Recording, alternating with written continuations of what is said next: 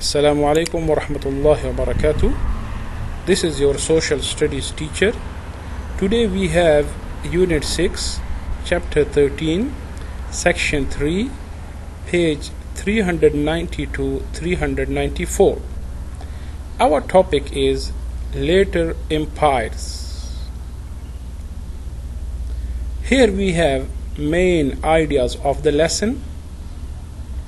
The empire of Mali reached its height under the ruler Mansa Musa. The Songhai built a new Islamic empire in West Africa, conquering many of the lands that were once part of Mali. Great Zimbabwe was a powerful state that developed in Southern Africa. These are the main ideas of the lesson. Now we are going to take them one by one. Okay, number one is Mali. Like Ghana, Mali lay along the upper Niger River. This area's fertile soil helped Mali grow. Mali's location on the Niger also allowed its people to control trade on the river. As a result, the empire grew rich and powerful. Mali's rise to power began under a ruler named Sundiata. You can see in the map, this is the Mali area, okay, and this is the Sahara Desert area, and this is the Niger River. So Mali lay along the upper Niger River, okay, and this is the Niger River.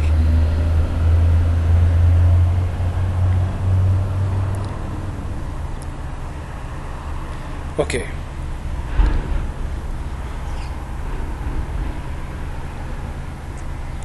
Here we have Sundiata makes Mali an empire. When Sundiata was a boy, a harsh ruler, he conquered Mali. But when Sundiata became young, he built up an army and won back his country from the harsh ruler. He then conquered nearby kingdoms, including Ghana, in the 1230s. After Sundiata conquered Ghana, he took over the salt and gold trades. Salt and gold trades. This is the picture of Sundiata and his army. Okay, look. He also worked to improve agriculture in Mali. Sundiata had new farmlands cleared for onions, rice, and other crops. Sundiata even introduced a new crop that was cotton. For the cotton fibers, people made clothing that was comfortable in the warm climate. They were also selling cotton to other people. Sundiata, to keep order in his prosperous kingdom, he took power away from local leaders. Each of these local leaders had the title Mansa, a title Sundiata now took for himself. So Mansa is a title. And Sundiata, he was the first person, he took that title. Mansas had both political and religious role in society. By taking on the religious authority of the Mansas, Sundiata gained even more power in Mali. Sundiata died in 1255.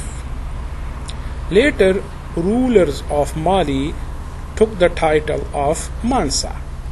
Unlike Sundiata, most of these rulers were Muslims. Mansa Musa. Mali's most famous ruler was a Muslim named Mansa Musa. This is the picture of the Mansa Musa. Mansa Musa, the man behind the gold. Under his skillful leadership, Mali reached the height of its wealth, power, and fame in the 1300s.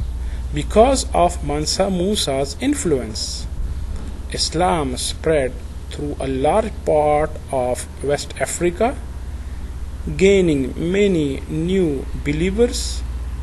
Mansa Musa ruled Mali for about 28 years, from 1312 to 1337.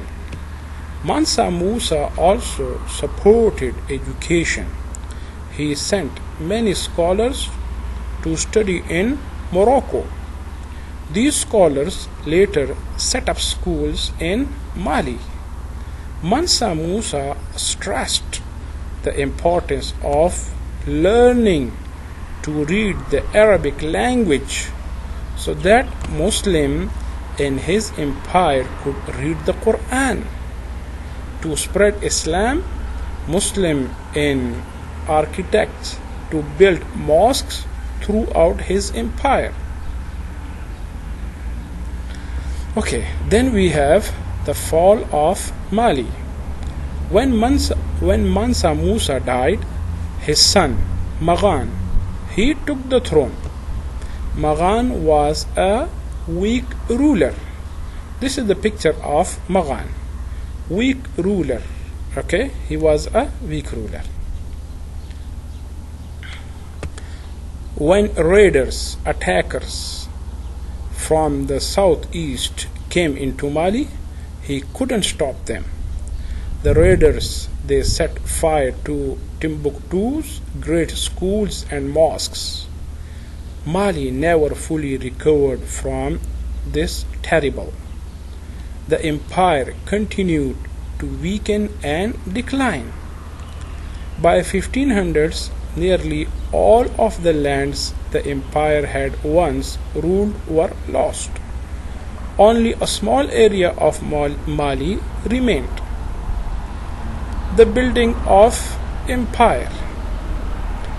In the 1300s, Mansa Musa conquered the Songhai, but as the Mali Empire weakened in the 1400s, the people of Songhai rebuilt and regained their freedom.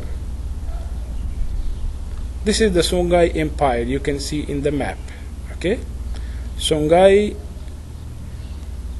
people, they rebuilt and they got their freedom. As the Songhai gained the wealth, they expanded their territory and built an empire. Songhai's expansion was led by Sunni Ali, who became ruler of the Songhai in 1464. Before he took over, the Songhai state had been disorganized and poorly run. As ruler, Sunni Ali, he worked to unify and enlarge his empire. Much of the land that he added to Songhai had been part of Mali. As King Sunni Ali encouraged everyone in his empire to work together. This is the picture of Sunni Ali. Okay, then we have Askia the Great. Sunni Ali died in 1492. He was followed as king by his son, Sunni Baro, who was not a Muslim. The Songhai people feared that if Sunni Baro didn't support Islam, they would lose their trade with Muslim lands. They rebelled against the king. The leader of that rebellion was a general named Muhammad Turi. After overthrowing Sunni Baro, Muhammad Turi chose the title Askia, a title of high military rank. Eventually, he became known as Askia the Great. This is the picture of Muhammad Turi, and the title, or when he became known as Askia the Great. Okay, so Askia supported education and learning. Under his rule, Timbuktu, the city, was especially known for the University of Sankore. People arrived there from North Africa and other places for what? To study math, science, medicine, grammar, and law. Most of Songhai's traders were Muslim, and as they gained influence in the empire, so did Islam. Askia himself, he encouraged the growth of Islamic influence. He made many laws similar to those in other Muslim nations. To help maintain order, Askia set up 5 provinces within Songhai. He removed local leaders and appointed new governors who were loyal to him.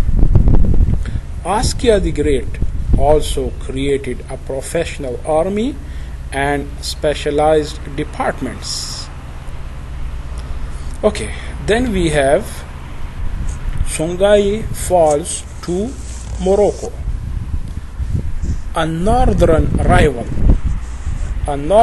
rival enemy of Songhai, Morocco, wanted to gain control of Songhai's salt mines. So the Moroccan army set out for the heart of Songhai in 1591.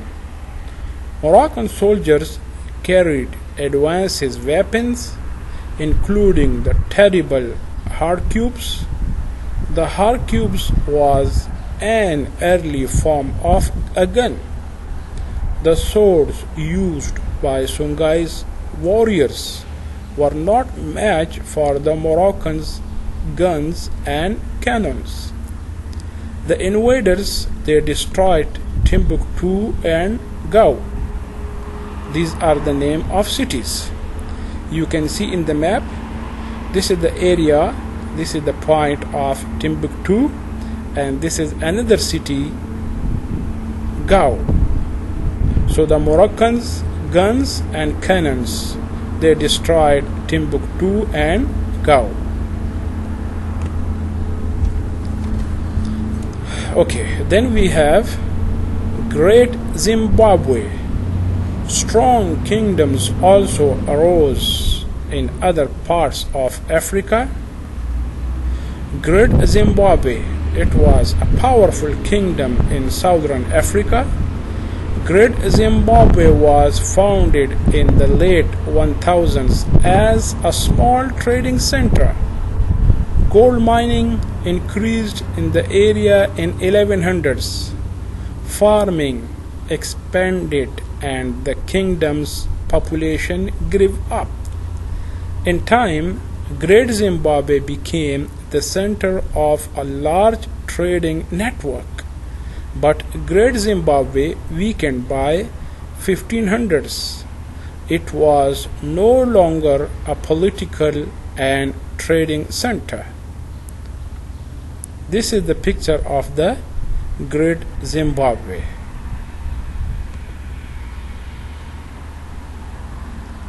Okay? Hope all the points you understood.